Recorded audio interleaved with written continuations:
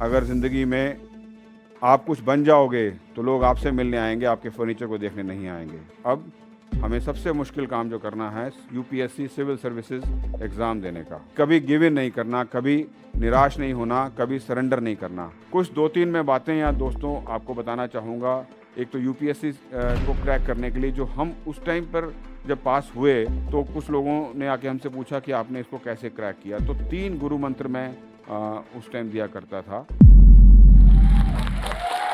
सबसे पहले तो मैं एक छोटी सी स्टोरी सुनाना चाहूँगा। एक बच्चा जो normal lower middle class family में पैदा हुआ, 3 भाई बहन और थे उसके, और पेरेंट्स के पास साधन बहुत लिमिटेड थे। वो बच्चा कई बार अक्सर नाश्ते में भूखा रह जाता था क्योंकि उसको खाने के लिए पर्याप्त मात्रा में ब्रेकफास्ट नहीं मिलता था। उसने एक कहानी सुनी कि नवयुग स्कूल एनडीएमसी एरिया में ब्रेकफास्ट देते हैं जिसमें खाना सम्चुअस होता है, खूब सारा खाना खाने को मिलता है और पेट भर के ब्रेकफास्ट कराया जाता है। ये बच्चा 5वीं में था। इसने अपने माँ बाप से ज़िद करी और माँ बाप को बोला कि मैं नवयुग स्कूल का एग्ज़ाम देना चाहता हूँ।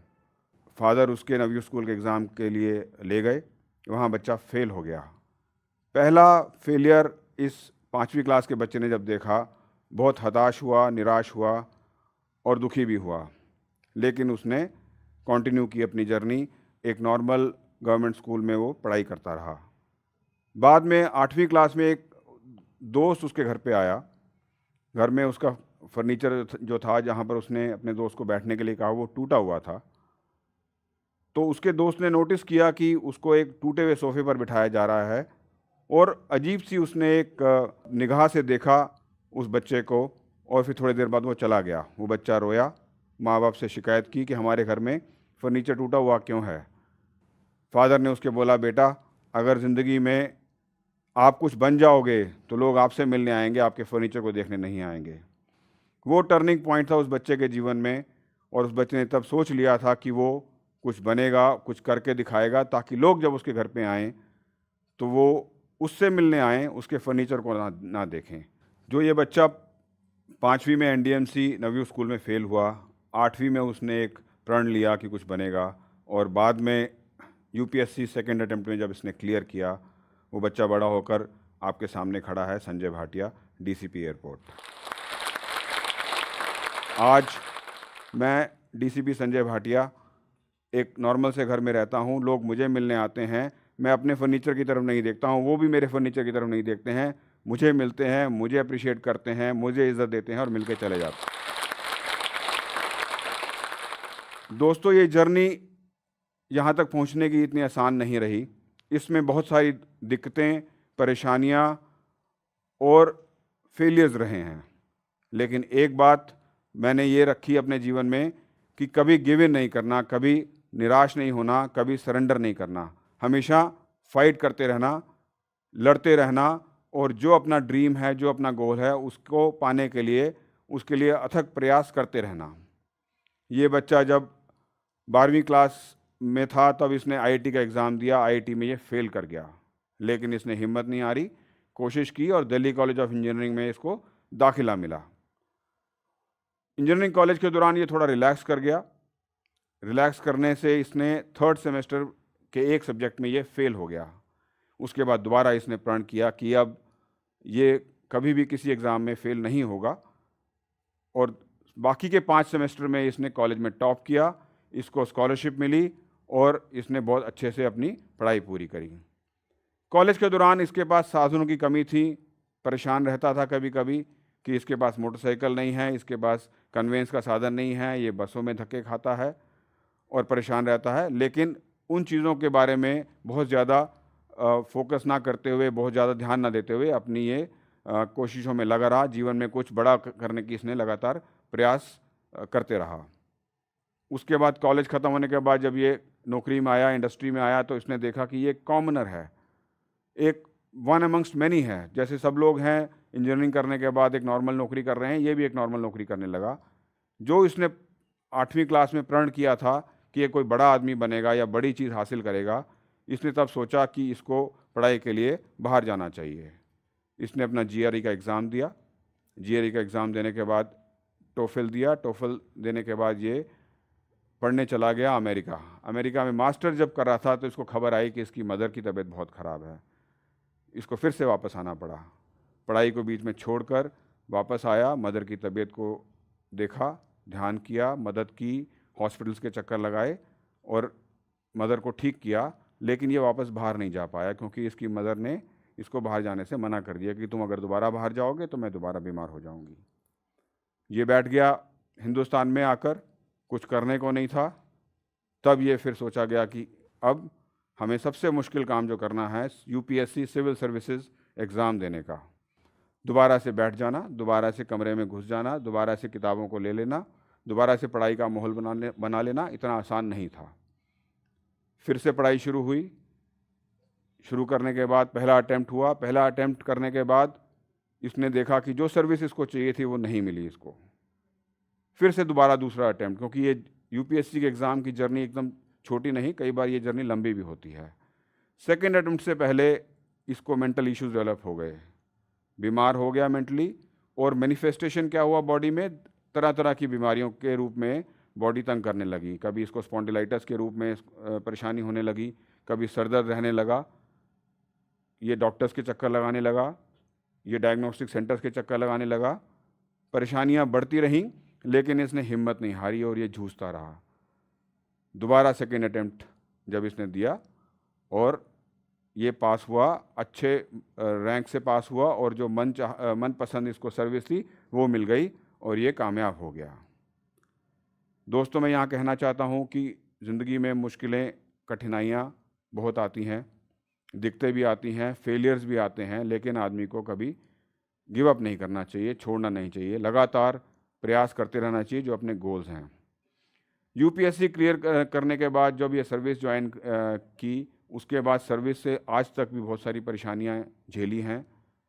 हर तरह की परेशानियां जो एक फैमिली मैन को हो सकती हैं, जिसके पास समाज को भी निभाना है, नौकरी को भी निभाना है, फैमिली को भी निभाना है और बाकी जो कार्य क्षेत्र हैं इंसान के होते हैं वो उनको सबको निभाना है।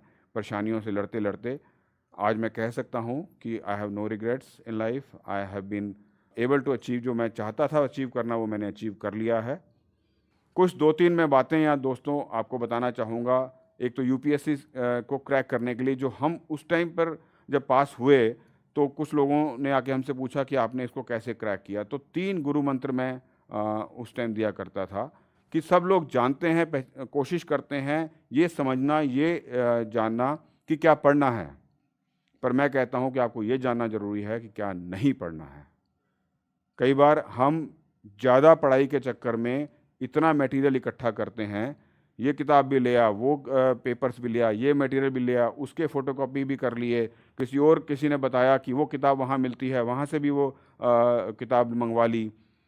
इतना सारा मटेरियल इकट्ठा कर लेते हैं कि हम अल्टीमेटली कंफ्यूज हो जाते हैं। हमें ये जानना चाहिए कि हमें क्या नहीं पढ़ना है। सबसे पहले जब मैं पढ़ाई कर रहा था तो मैंने बहुत सारा मटेरियल जो मुझे नहीं पढ़ना था हटा के मैंने दूर कर दिया, तो मेरे पास बहुत थोड़ा सा ही मटेरियल बचा पढ़ने के लिए, जो आसान हो गया। दूसरा, अपने आप को कभी स्ट्रेस अप मत करो। कभी भी ये मत सोचो कि आपको 10 घंटे या 12 घंटे पढ़ाई करके ही कामयाबी मिलेगी। Keep it light, take it easy. खेलो भी, घूमो भी, सोशलाइज भी करो और पढ़ाई भी लिमिटेड ही करो। ऐसा नहीं कि आपको 18 घंटे पढ़ना है या 16 घंटे पढ़ना है। Quality study is more important. जितना भी पढ़ना है वो आपके अंदर जज्ब होना चाहिए, अंदर आपके एब्जॉर्ब होना चाहिए, आपको समझ में आना चाहिए। खाली किताब के आगे सामने बैठने से कुछ नहीं होगा।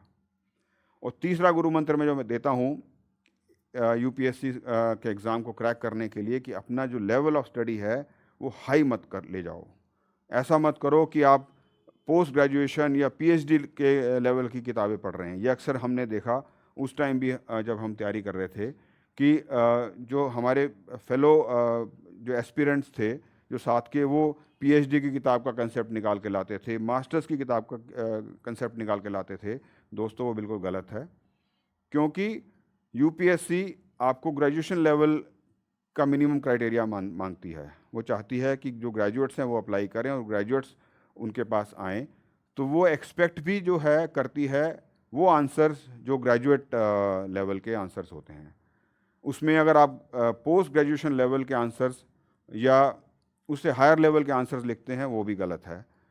अपने आप को कंफ्यूज करने वाली बात है, उनके एक्सपेक्टेशन से ज़्यादा करने वाली बात है, और जो लेवल वो आंसर शीट के साथ, एक जो स्टैंडर्ड आंसर शीट के साथ बैठे हैं, उससे बढ़ने की बात है। तो दोस्तों, ये 3 गुरु मंत्र मैं अक्सर लोगों को दिया करता था। बाद में आखिर में ये कहना चाहूँगा कि जीवन में कभी हताश मत होइए, निराश मत होइए। Don't give in, don't give up. हमेशा कोशिश करते रहिए। आज ख़राब है, कल और बुरा होगा, लेकिन परसों ज़रूर सितारा चमकेगा। अपनी मदद आपने खुद करनी है, ये आप ध्यान में रखिए। कोई दूसरा आदमी या कोई बाहर का आदमी आके आपकी मदद नहीं करेगा। और तीसरा, ऑलवेज़ बी होपफुल। हमेशा पॉजिटिव रहिए जीवन में।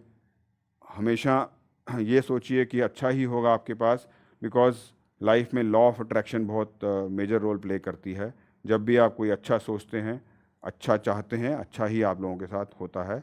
तो कोशिश कीजिए कि आप ये तीनों चीज़ें, कि कभी निराश मत होइए, डोंट गिव इन, ट्राई करते रहिए, पॉजिटिव रहिए, और अपनी मदद अपने आप कीजिए। लास्ट में एक छोटी सी चीज़ और बताऊंगा कि जो मुश्किल रास्ता है उसको अपनाइए, आसान रास्ते को चूज़ मत कीजिए। कई बार हमने देखा है कि जीवन में लोग छोटे रास्ते को, आसान रास्ते को, शॉर्टर पाथ, जो कई बार गलत भी होता है, इलीगल भी होता है और चीटिंग वाला भी होता है, वो लोग अपना के सक्सेस हासिल करने की कोशिश करते हैं। मेरा मानना ये है कि उस रास्ते से पाई गई पर्याप्त की गई जो सक्सेस है, वो शॉर्ट लिव्ड होती है, वो थोड़े समय के लिए होती है। लंबे चलने वाली जो कामयाबी है, उसको मुश्किल कठिन रास्ते द्वारा ही प्राप्त किया जा सकता है, जो सही होता है। धन्यवाद। सिटी में पिताजी एक प्राइवेट कंपनी में ड्राइविंग की जॉब करते थे। 7th 8th 9th हमने 3 साल विदाउट इलेक्ट्रिसिटी, कुछ भी नहीं था, घर भी थोड़ा उतना बढ़िया नहीं था, उसी में गुजारना पड़ा। और मार्क्स कुछ थोड़े कम आ गए 33 से 1 नंबर। कभी ऐसा गरीबी का मुझे एहसास नहीं हुआ, और मैंने कहा भी नहीं कि मैं कभी गरीब वगैरह हूँ। क्यों? क्योंकि जहाँ हम रहते थे, ड्राइवर, चौकीदार, माली, ऐसे लोग तो थे। कभी गरीबी का एहसास इसलिए नहीं हुआ कि सब गरीब हम एक साथ ही रहते थे।